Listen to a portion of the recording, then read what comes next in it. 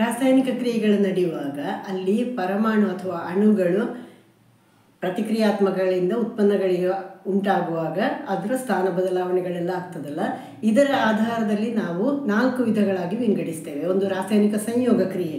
ರಾಸಾಯನಿಕ ಸಂಯೋಗ ಕ್ರಿಯೆ ಅಂದರೆ 2 ಅಥವಾ 2ಕ್ಕಿಂತ ಹೆಚ್ಚು ಅಣು ಪರಮಾಣುಗಳೆಲ್ಲ ಒಟ್ಟು ಸೇರಿದಾಗ ಅಲ್ಲಿ ಒಂದು ಹೊಸ ಸಂಯುಕ್ತ ಉಂಟಾಗುವಂಥದ್ದು. ಇನ್ನೊಂದು ವಿಭಜನೆ ಕ್ರಿಯೆ ಅಂತ ಕರಿತೇವೆ. ಒಂದು ವಸ್ತು ಇರ್ತದೆ, ಅದಕ್ಕೆ ಶಾಖ ಕೊಟ್ಟಾಗ ಅಲ್ಲಿ ವಿಭಜನಾ ಕ್ರಿಯೆ ನಡೆಯುವಂಥದ್ದು. 2 ಅಥವಾ 2ಕ್ಕಿಂತ ಹೆಚ್ಚು ಹೊಸ ವಸ್ತುಗಳು ಉತ್ಪತ್ತಿಯಾಗುವಂಥದ್ದು. ಉದಾಹರಣೆಗೆ ಪೊಟ್ಯಾಸಿಯಂ ನೈಟ್ರೈಟನ್ನು ಕಾಯಿಸಿದಾಗ ಅದು ಪೊಟ್ಯಾಸಿಯಂ ನೈಟ್ರೈಟ್ ಮತ್ತು ಆಮ್ಲಜನಕವಾಗಿ ಬಿಡುಗಡೆಗೊಳ್ತದಲ್ಲ, ಈ ಕ್ರಿಯೆ. ಇನ್ನೊಂದು ಸ್ಥಾನ ಪಲ್ಲಟನ ಕ್ರಿಯೆ. ಒಂದು ಜಾಗದಲ್ಲಿದ್ದ ಪರಮಾಣು ಇನ್ನೊಂದು ಪ್ರತಿಕ್ರಿಯಾತ್ಮಕದ ಜೊತೆಗೆ ಸೇರಿಕೊಂಡು ಅಲ್ಲಿ ಒಂದು ಹೊಸ ವಸ್ತು ಉಂಟಾಗುವಂಥದ್ದು. ಇನ್ನೊಂದು ದ್ವಿಸ್ಥಾನ ಪಲ್ಲಟನ ಕ್ರಿಯೆ. ಇಲ್ಲಿರುವಂತಹ 2 ಪ್ರತಿಕ್ರಿಯಾತ್ಮಕಗಳಲ್ಲಿ ಕೂಡ ಆಚೆ ಈಚೆ ಬದಲಾವಣೆಗಳಾಗಿ ಇಲ್ಲಿ ಹೊಸ 2 ವಸ್ತುಗಳು ಉಂಟಾಗುವಂಥದ್ದು. ಇದು 4 ವಸ್ತುಗಳು ಬದಲಾವಣೆ ಅಂದರೆ ಅಲ್ಲಿ ಆ ಪರಮಾಣು ಅಣುಗಳ ಸ್ಥಾನ ಬದಲಾವಣೆಗಳಿಂದ ಆಗುವಂಥದ್ದನ್ನು ನಾವು ಪ್ರತ್ಯೇಕವಾಗಿ 4 ವಿಭಾಗಗಳಾಗಿ ವಿಂಗಡಿಸುವುದು. ನಾನಿದನ್ನು ರಾಸಾಯನಿಕ ಕ್ರಿಯೆಗಳು ಹೇಳುವಂತಹ ಪಾಠದಲ್ಲಿ ಪೂರ್ತಿ ಉದಾಹರಣೆಗಳೊಂದಿಗೆ ನಾನು ವಿವರಣೆಯನ್ನು ಕೊಟ್ಟಿದ್ದೇನೆ. ನಾನು ಇದಿಷ್ಟು ಯಾಕೆ ಹೇಳಿದೆ ಅಂದರೆ, ನಿಮಗೊಂದು ಪ್ರಶ್ನೆ ಕೊಟ್ಟದ್ದು ನಾನೇನು, ಕ್ಯಾಲ್ಸಿಯಂ ಆಕ್ಸೈಡು ನೀರಿನ ಜೊತೆಗೆ ವರ್ತಿಸಿ ಕ್ಯಾಲ್ಸಿಯಂ ಹೈಡ್ರಾಕ್ಸೈಡ್ ಆಗುವಾಗ ಈ ಕೆಳಗಿನ ಯಾವ ಕ್ರಿಯೆ ಅಲ್ಲಿ ನಡೀತದೆ ಅಂತ ಕೊಟ್ಟದ್ದು. ತುಂಬ ಜನ ಅಲ್ಲಿ ವಿಭಜನೆ, ಸಂಯೋಗ ಕ್ರಿಯೆ ಇದಕ್ಕೆಲ್ಲ ಕೊಟ್ಟಿದ್ದಾರೆ.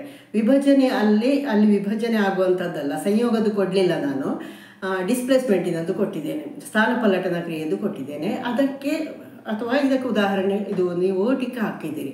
ಅಲ್ಲಿ ನಿಜವಾಗಿ ಆಗೋದೇನು, ಇಲ್ಲಿ ಅದು 2 ಕ್ರಿಯೆಗಳು ಅಲ್ಲ ನಡೆಯೋದು. ಕ್ಯಾಲ್ಸಿಯಂ ಆಕ್ಸೈಡ್ನ ಜೊತೆಗೆ ನೀರು ಸೇರಿದಾಗ ಕ್ಯಾಲ್ಸಿಯಂ ಹೈಡ್ರಾಕ್ಸೈಡ್ ಉಂಟಾಗುವಂಥದ್ದು. ಓಕೆ, ಅಂದರೆ ಅಲ್ಲಿ ಒಂದು ವಸ್ತು ಉಂಟಾದದ್ದು. ಸಂಯೋಗ ಕ್ರಿಯೆ ಅಂತ ಅಲ್ಲಿ ನಾನು ಕೊಡ್ತಿದ್ರೆ ಅದು ಆಪ್ಷನ್ ಸರಿ ಇತ್ತು ನಿಮಗೆ. ಅಲ್ಲಿ ನಾನು ಎಕ್ಸೋಥರ್ಮಿಕ್ ಮತ್ತು ಎಂಡೋಥರ್ಮಿಕ್ ಅನ್ನು ಕೊಟ್ಟಿದ್ದೆ, ಬಹಿರುಷ್ಣಕ ಮತ್ತು ಅಂತರುಷ್ಣಕ ಕ್ರಿಯೆ ಅಂತ 2 ಆಪ್ಷನ್ ಕೊಟ್ಟಿದ್ದೇನೆ.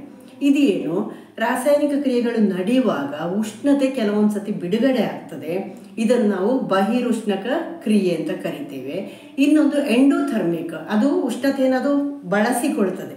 ಅಂದರೆ ವಾತಾವರಣದಿಂದ ಇರ್ಬೋದು ಅಥವಾ ನೀವು ಕೊಟ್ಟದ್ದನ್ನು ಬಳಸಿಕೊಂಡದ್ದು ಇರ್ಬೋದು. ಅಂದರೆ ಉದಾಹರಣೆಗೆ ನೀವು ಮ್ಯಾಗ್ನೀಷಿಯಮ್ ಕಾಯಿಸುವಾಗ ಮ್ಯಾಗ್ನೀಷಿಯಂ ಆಕ್ಸೈಡ್ ಉಂಟಾಗ್ತದಲ್ಲ, ಇಲ್ಲಿ ಮ್ಯಾಗ್ನೀಷಿಯಮನ್ನು ನೀವು ಕಾಯಿಸಿದ್ದು ಅಥವಾ ಅದಕ್ಕೆ ಬೆಂಕಿಯ ಹತ್ತಿರ ನೀವು ಹಿಡಿದು ಶಾಖವನ್ನು ಕೊಟ್ಟದ್ದು, ಅಲ್ಲಿ ಅದೇನಾಯಿತು, ಅದನ್ನು ಪಡೆದುಕೊಂಡು ಅದು ಉರಿದದ್ದು. ಓಕೆ, ಅಲ್ಲಿ ಪಡೆಯುವ ಕ್ರಿಯೆ ನಡೆದಿದೆ, ಅಲ್ಲಿ ಅದಕ್ಕಿಂತ ಹೆಚ್ಚಿನ ಪ್ರಮಾಣ ಶಕ್ತಿ ಬಿಡುಗಡೆಯ ಕ್ರಿಯೆ ಕೂಡ ನಡೆದಿದೆ. ಇಂಥದ್ದು ಕೂಡ ಆಪ್ಷನ್ ಕೇಳ್ಬೋದು ನಿಮಗೆ. 2 ಆಗುವಂಥದ್ದು, ಉಷ್ಣತೆಯನ್ನು ತೆಕ್ಕೊಂಡದ್ದು ಬಿಡುಗಡೆ ಆಗುವಂಥದ್ದು ಅಂತ ಕೇಳ್ಬೋದು.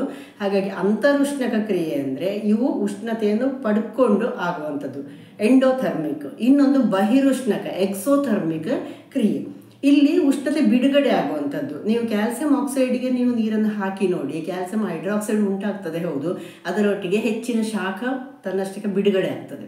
ಓಕೆ, ಇನ್ನು ಉದಾಹರಣೆಗೆ ನೀವು ಗ್ಲೂಕೋಸಿಗೆ ನೀರು ಹಾಕಿ ಅದನ್ನು ಮುಟ್ಟಿದರೆ ನಿಮಗೆ ತಣ್ಣಗೆ ಅನುಭವ ಆಗ್ತದೆ. ಅಂದರೆ ಅದರಲ್ಲಿ ವಿಲೀನ ಕ್ರಿಯೆ ಆಗುವಾಗ ಏನಾಗಿರ್ತದೆ, ವಾತಾವರಣದಿಂದ ಉಷ್ಣತೆ ಅನ್ನೋದು ಹೀರಿಕೊಳ್ತದೆ.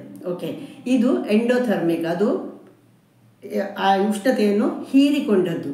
ಅಂತರುಷ್ಣ ಕ್ರಿಯೆ, ಅಂತರುಷ್ಣಕ ಬಹಿರುಷ್ಣಕ ಕ್ರಿಯೆಯ ಬಗ್ಗೆ ಕೂಡ ನಿಮಗೆ ಪ್ರಶ್ನೆಗಳು ಬರ್ತದೆ. ಹಾಗಾಗಿ ಇಲ್ಲಿ ನಾನು ಕೊಟ್ಟದ್ದೇನು, ಕ್ಯಾಲ್ಸಿಯಂ ಆಕ್ಸೈಡನ್ನು ನೀರಿಗೆ ಹಾಕಿದಾಗ ಅಲ್ಲಿ ಕ್ಯಾಲ್ಸಿಯಂ ಹೈಡ್ರಾಕ್ಸೈಡ್ ಉಂಟಾಗ್ತದೆ, ಹೌದು, ಆದರೆ ಅಲ್ಲಿ ಉಷ್ಣತೆ ಬಿಡುಗಡೆ ಆಗ್ತದೆ, ಅದನ್ನು ನೀವು ಬರಿಬೇಕಾಗಿತ್ತು. ಅದು ಎಕ್ಸೋಥರ್ಮಿಕ್ ರಿಯಾಕ್ಷನ್ ಅಥವಾ ಉಷ್ಣತೆಯನ್ನು ಬಿಡುಗಡೆ ಮಾಡಿದಂತಹ ಕ್ರಿಯೆ ಆಗಿತ್ತು. ಓಕೆ, ಈ ಥರದ್ದೆಲ್ಲ ಸ್ವಲ್ಪ ಸೂಕ್ಷ್ಮವಾಗಿ ನೀವು ನೋಡಿಕೊಂಡು ಉತ್ತರಿಸಲಿಕ್ಕೆ ಕಲಿಬೇಕು.